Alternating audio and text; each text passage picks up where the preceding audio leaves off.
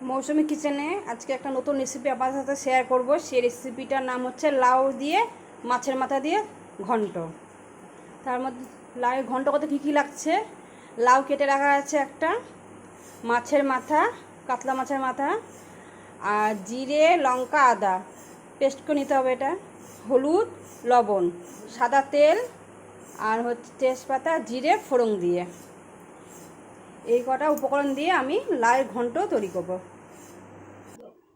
এখন আমি তেলটা কড়াই দিয়ে দিচ্ছি।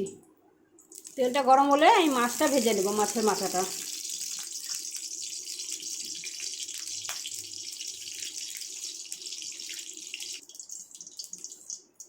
পরিমাণ মতো মাছের লবণ দিয়ে দিচ্ছি,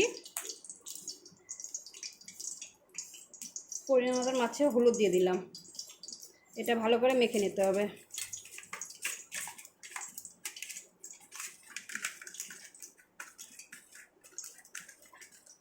মাখা হয়ে গেছে, তেলটা গরম হোক।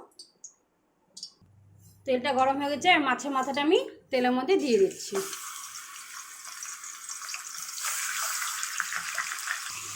এখন আমি লঙ্কা আদা জিরেটা পেস্ট করে নেব।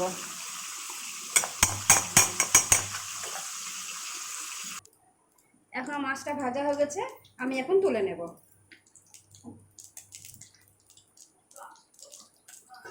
দেখুন তুলে নিচ্ছি মাছটা।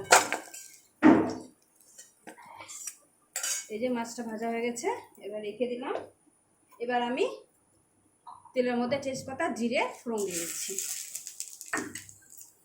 ফোড়নটা লাল হয়ে গেছে, এর মধ্যে আমি বেটে রাখা মশলাটা দিয়ে দিচ্ছি।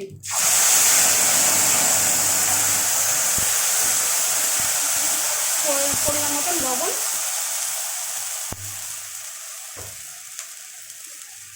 পরিমাণ মতন হলুদ দিয়ে ভালো করে কষে নিতে হবে।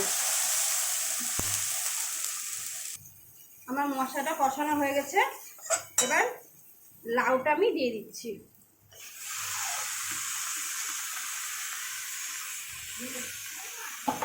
লাউটা দিয়ে নাড়াচাড়া করে নিই একটু।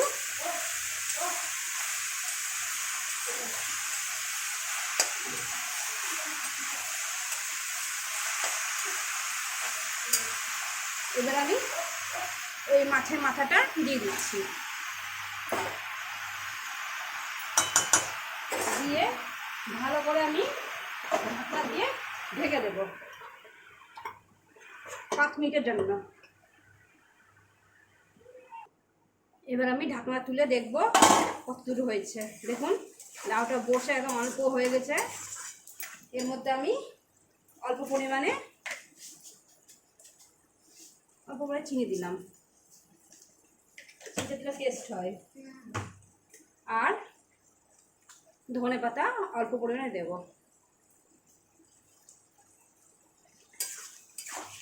এবার আমার লাউটা রেডি। এবার আমি গ্যাসটা বন্ধ করে নামিয়ে দেব। আমার লাউটা হয়ে গেছে, এবার নামিয়ে দিলাম, গ্যাস বন্ধ করে দিলাম। দেখুন লাউ তরকারিটা আমার হয়ে গেছে। এই রেসিপিটা যদি আপনাদের ভালো লাগে, আপনার বাড়িতে করে খাবেন, খুব টেস্টি হয়। আর যদি এই রেসিপিটা ভালো লাগছে আপনাদের, তাহলে আমাকে অবশ্যই লাইক কমেন্ট শেয়ার করবেন।